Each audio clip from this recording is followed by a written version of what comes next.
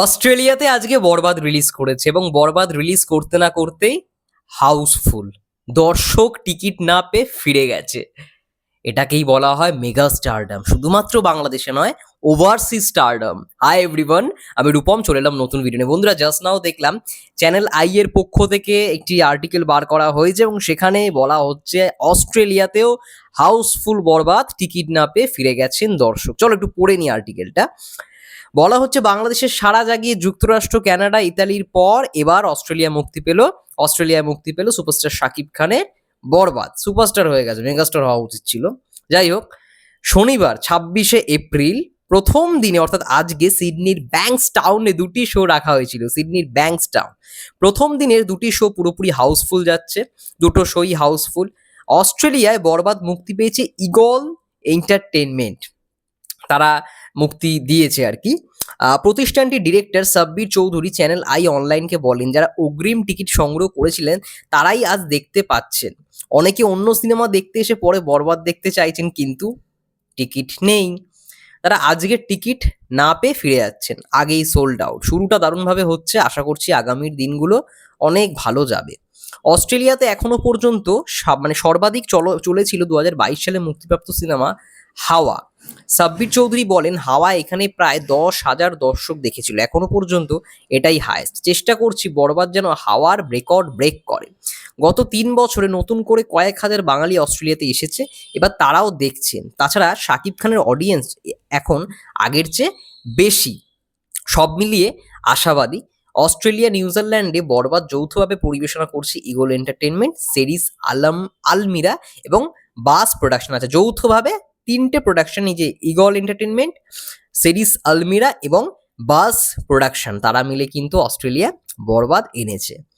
তারা জানায় আগামীর শোগুলোর জন্য অগ্রিম টিকিট বিক্রিতে বরবাদ গুড পজিশনে রয়েছে, যা ব্যবসায়িক ভাবেও ইতিবাচক প্রভাব ফেলতে পারে।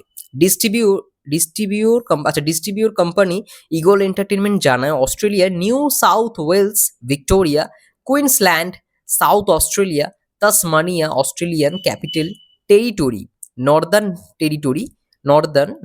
টেরিটরি এবং নিউজিল্যান্ডের অকল্যান্ড এবং তাওরাঙ্গা শহরগুলোতে চলছে বরবাদ।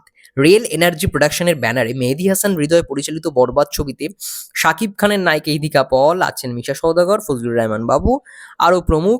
এছাড়া আইটেম গানে পারফর্ম করেছে ওপার বাংলার অভিনেত্রী নুসরাত জাহান। প্রযোজনা প্রতিষ্ঠানের তরফ থেকে জানানো হয়েছে, ঈদের 20 দিনে দেশের প্রেক্ষাগৃহ থেকে বরবাদ 50,82,00,000 বিক্রি করে অপ্রত্যাশিত সাড়া পেয়েছে, যা সিনেমাটাকে ব্লকবাস্টার করে। ভাবতে পারছো বন্ধুরা, মেগা স্টারের শুধুমাত্র ক্রেজ বাংলাদেশে নয়, আস্তে আস্তে অস্ট্রেলিয়া, কানাডা, ইউএস এর জায়গায় পৌঁছে গেছে। ইউএসএ তো ছিলই, কিন্তু এখন ভাই অস্ট্রেলিয়া, নিউজিল্যান্ডের মতো জায়গাতেও পৌঁছে গেছে। আজকে ধরো যারা অগ্রিম টিকিট অর্থাৎ অ্যাডভান্স টিকিট কেটে ফেলেছিল, তারাই দেখতে পেয়েছে। এইখানে এসে যে হলে এসে যে টিকিট কাটবে তার কোনো উপায় নেই, কারণ যারা ধরো অন্য হলিউডের সিনেমা দেখে বেরোচ্ছে, তারা যখন বরবাদ দেখতে যাচ্ছে টিকিট সোল্ড আউট, কারণ আগে থেকেই হাউসফুল হয়ে গেছিল। তো এটা একটা ধারণা করা যাচ্ছে বরবাদ ভালো রকমভাবে বিজনেস দেবে অস্ট্রেলিয়াতে, এবং ডিস্ট্রিবিউটররা সেটাই ধারণা করছে। এবং এইখানে কি হয় দেখবে, অনেক বিশ্বের ছবি থাকে, তো সেগুলোকে মাঝে মাঝে ঢুকিয়ে দেওয়া হয়। বরবাদ যে একটানা চলবে এমন না, ধরো আজকে চললো, আগামীকাল নাও চলতে পারে, আবার হয়তো বেশ কয়েকদিন পর চালাবে। যেমন এই যে ইটালি ভেনিসে আবার চালানো হবে 1 মে, 1 মে অথবা 2 মে, 1 তারিখ অথবা 2 তারিখ, যে কোনো একদিন চালাবে। তো যেই দিনই চলুক না, কারণ একটা বিরাট পরিমাণ অডিয়েন্স কিন্তু দেখছে, হাউসফুল যাচ্ছে, টিকিট অলরেডি সোল্ড আউট। বুঝতেই পারছো, ক্রেজ একেবারে তুঙ্গে এবং ভালো রকমভাবে চলছে বাংলা সিনেমা। এরকম সিনেমা চলেছিল হাওয়া একটা দারুণ পরিমাণে ব্যবসা দিয়েছিল অস্ট্রেলিয়াতে। এবার দেখা যাক বরবাদ সেই ব্যবসাটাকে ব্রেক করতে পারে কি না। যাই হোক, এটাই বক্তব্য ছিল। তোমাদের কি মন্তব্য অবশ্যই কমেন্ট করে জানি। ততক্ষণের জন্য সবাই ভালো থেকো, সুস্থ থেকো। দেখা হচ্ছে নেক্সট ভিডিওতে। ততক্ষণের জন্য tata, bye bye, take care.